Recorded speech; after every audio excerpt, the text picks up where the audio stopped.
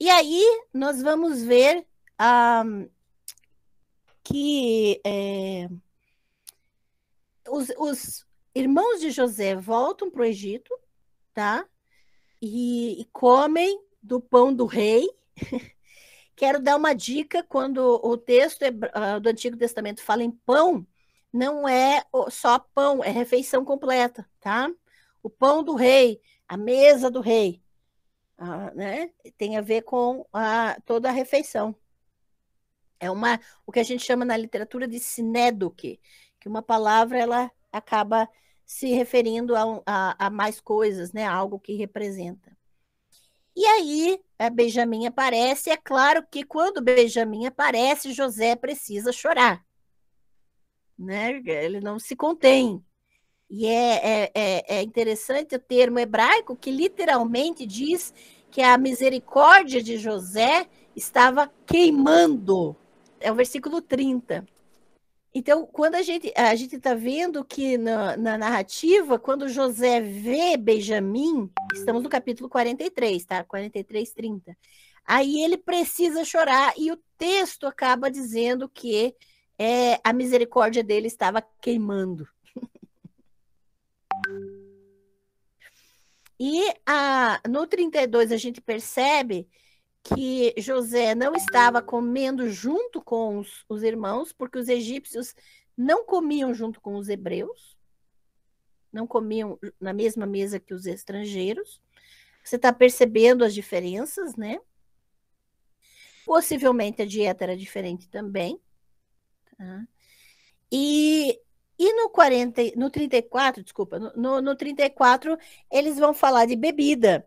E é como se o narrador estivesse fazendo uma conexão com o capítulo seguinte, em que a taça de José é colocada nas coisas dos irmãos para acusá-los de roubo. Só que uma coisa importante aqui, que no texto nós temos que prestar atenção, porque essa taça não era apenas a taça em que ele bebia alguma coisa. A taça, como era uma taça particular, era uma taça de adivinhação. José, ele ganhou essa fama de adivinho, né? Então ele também era considerado um adivinho. E a gente vai perceber que era uma taça também de adivinhação por causa da forma como ela é tratada na narrativa, né? A forma que se refere a ela. E versículo 5, como é que está lá? 44, 5.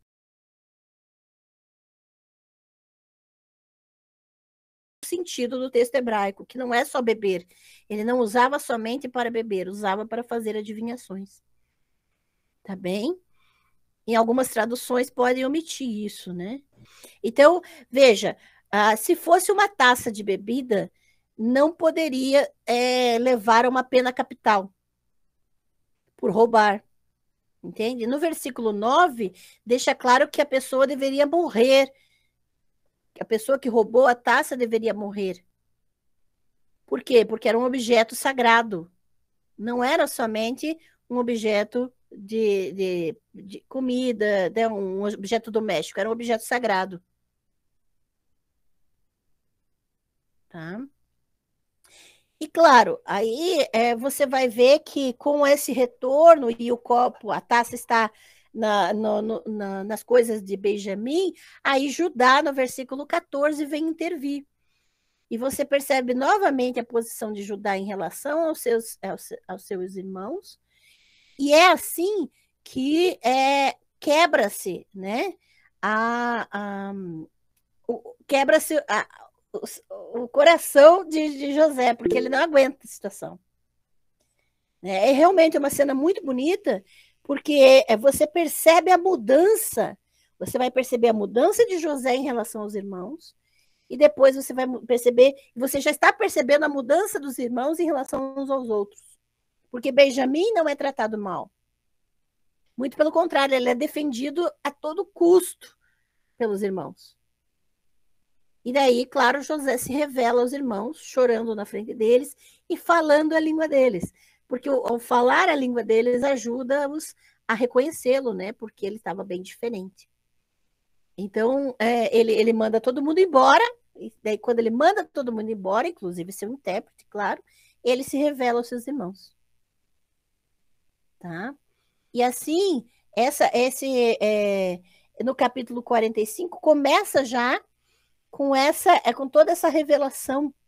E no versículo 5, José vai discursar de que tudo que aconteceu foi de acordo com o destino, com a providência de Elohim.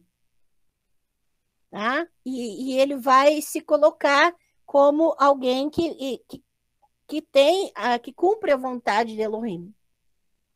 Tá?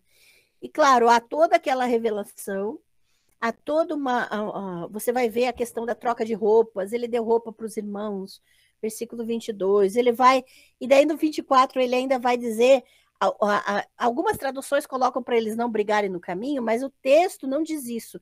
O texto hebraico diz para eles não tremerem, para eles não se balançarem, no sentido de não tenham medo que eu não vou me vingar, não vou atrás de vocês. Porque ele já tinha mandado gente atrás dele outras vezes, né? Então ele diz: não tremam, vão buscar o pai. O texto hebraico fala de não ficar tremendo, não ficar chacoalhando, né? Que tem muito a ver com a questão do medo.